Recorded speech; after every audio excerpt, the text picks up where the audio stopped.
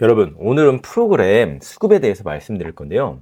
오늘처럼 프로그램 매수세가 강하게 들어오면서 지수도 상승시키고 또 개별 종목들의 가격까지 상승시키는 경우들이 종종 있습니다. 이럴 때 프로그램 수급을 분석하는 방법에 대해서 말씀드릴 테니까요. 끝까지 잘 들어보세요.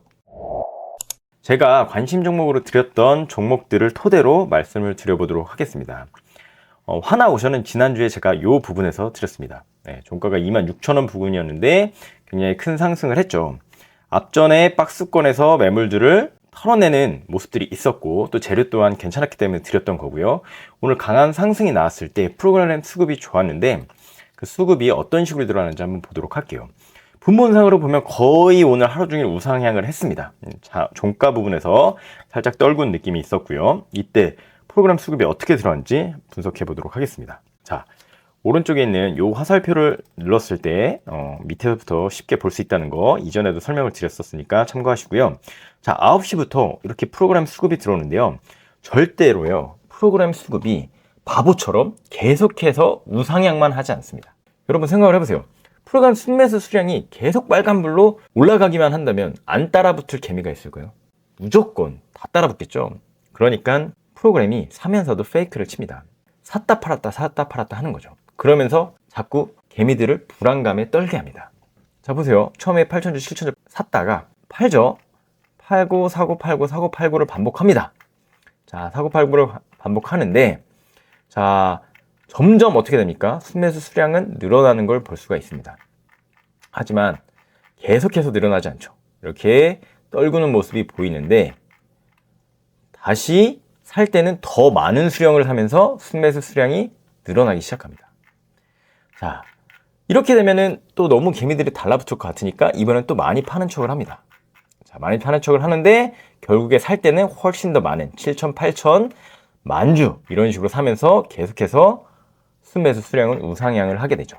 중간중간에 이렇게 파는 척을 하지만 결국에는 살 때는 더 많은 수량을 사면서 6만 주 근처에서 샀다 팔았다를 반복을 하지만 결국에는 순매수 수량들이 이렇게 우상향하는 걸 알 수가 있습니다. 그리고 특징이 뭐냐면요. 들어올 때 한 번에 많은 수량이 들어옵니다. 팔 때는 조금씩 여러 번 파는 모양을 보이다가 들어올 때 한 번에 이렇게 많은 수량이 들어오면요. 개미들이 공포에 떨게 됩니다. 왜? 오랫동안 파는 것 같거든요. 그리고 이렇게 많은 수량이 한꺼번에 들어오면 따라붙지 못하죠. 이게 프로그램이 자주 하는 짓입니다. 계속 보세요. 결국에는 이렇게 샀다 팔았다를 반복하면서 추세가 우상향을 하게 됩니다. 그러면서 결국 종가에는 52만 주를 사게 되죠. 이런 프로그램의 매동을 여러분들이 파악할 줄 알아야 됩니다. 절대 매수만 하지 않습니다. 샀다 팔았다를 하는데 파는 수량은 적게 팔고 그리고 여러 번을 나눠서 팔고 살 때는 한꺼번에 큰 수량이 들어오면서 순매수 수량을 늘린다. 이게 핵심입니다, 여러분. 자, 그 다음에 보세요. 제가 항상 프로그램의 대부분의 수급은 외국인이라고 말씀드렸죠. 자, 외국인이 52만 주, 51만 주. 결국 순매수 수량은 외국인으로 찍히게 되는 거죠.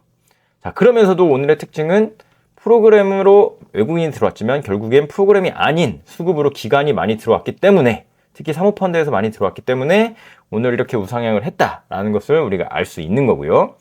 기본적으로 차트도 좋았고 재료도 좋았지만 이렇게 프로그램 수급 같은 것들 들어와 주면 확률이 높아지게 된다는 거죠. 그렇지만 제가 꼭 강조드리고 싶은 건 프로그램을 맹신하면 안 됩니다. 프로그램이 계속 사더라도 떨어지는 경우들도 많이 있습니다. 하지만 우리가 차트적으로나 수급적으로나 이런 재료적으로나 모든 것이 갖춰져 있을 때 프로그램 수급까지 들어온다. 그러면 당연히 상승의 확률이 커지는 거겠죠.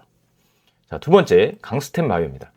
강스텐 바이오 같은 경우 제가 요 부근에서 드렸습니다. 자, 이때 드리면서 제가 뭐라고 했습니까? 무조건 매수하라고 했나요? 아니죠.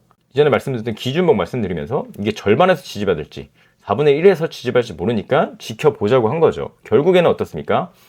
우리가 지수가 떨어질 때 큰 하락을 하면서 4분의 1까지 조정을 받고 오늘 14.7%까지 상승을 한 겁니다. 오늘 강스텐 바이오도 분봉상으로 거의 지속적으로 우상향했다는 것을 알 수가 있죠. 자, 이때 프로그램 수급이 어떻게 들어왔나 보겠습니다. 이 화살표를 눌러주면 빠르게 아래로 내릴 수 있고요. 장초에는 이렇게 파는 겁니다. 자, 이게 바로 페이크죠. 장초에는 파는 척을 하다가 수급이 들어왔다. 다시 팔죠. 적은 양을 팔고 큰 수량들이 들어오면서 결국엔 순매수 수량이 올라갑니다. 그렇죠? 결국엔 큰 매수가 나오면서 점차 우상향을 하다가 중간중간 2만원대에서 멈칫멈칫 하다가 결국엔 4만원대까지 올라가는 걸 볼 수가 있죠. 그러고 나서 들어올 때 어떻게 들어옵니까? 이렇게 2만 주씩 큰 수량이 한꺼번에 들어옵니다. 그리고 또 팔아주죠. 한번 큰 물량을 잡아먹고 얘네들이 또 짧게 많이 팔아주면서 아닌가 싶어서 개미들이 도망가게 만들죠. 계속 팔죠. 팔다가도 결국에는 수급이 이렇게 들어옵니다. 그러면서 점점 순매수 수량이 늘어나는 것을 여러분들이 알 수가 있고 이렇게 만 주씩 큰 물량들이 세게 들어오는 걸 알 수 있습니다. 그리고 팔 때는 몇천 주씩 짧게 팔죠. 자, 이런 여러분들 패턴을 계속 느끼셔야 됩니다. 이거는 말로 설명할 수가 없어요. 여러분들이 매일 장 끝나고 이런 것들도 돌려볼 줄 아셔야 됩니다. 쭉쭉쭉 올라가면 결국에는 순매수 수량이 계속해서 늘어나는 것을 알 수 있습니다.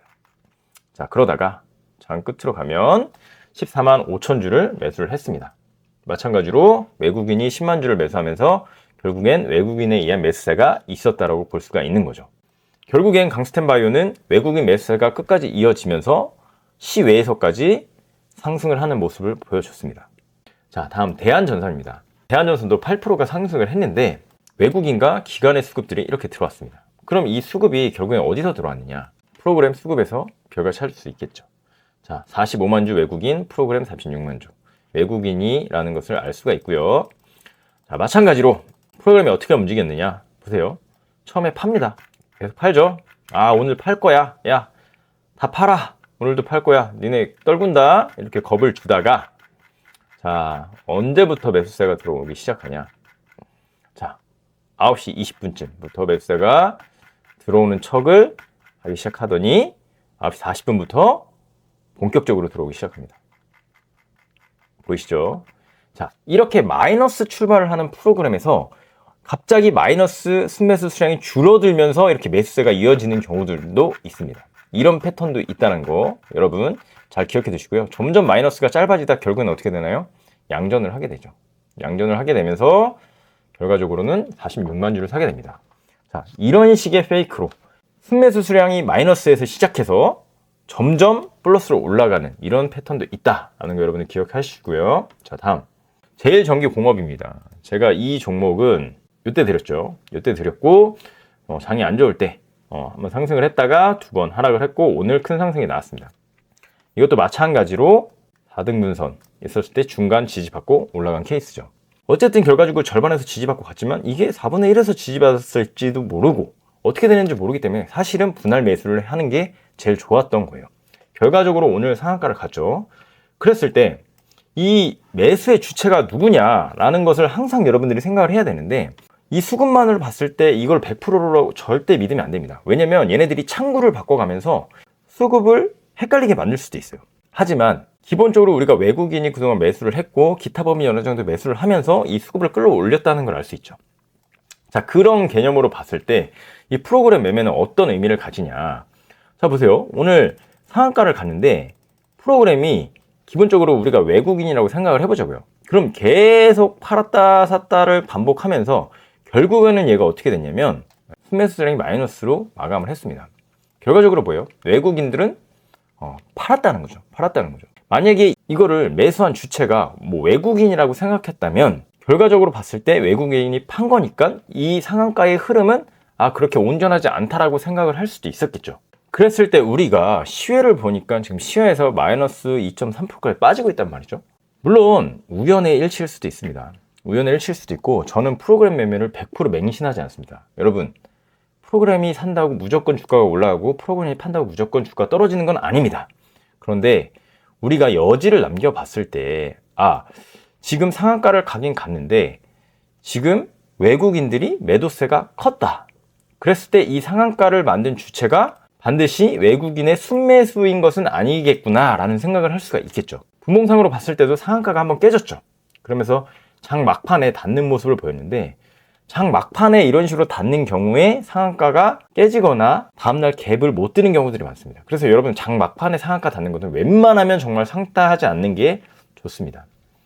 그래서 제가 프로그램을 맹신하는 건 아니지만 확률적으로 봤을 때 이렇게 프로그램이 계속해서 판다라는 것은 이 상한가가 온전하지 못할 수도 있겠구나라는 예상을 하는 하나의 근거가 될 수 있다는 거죠.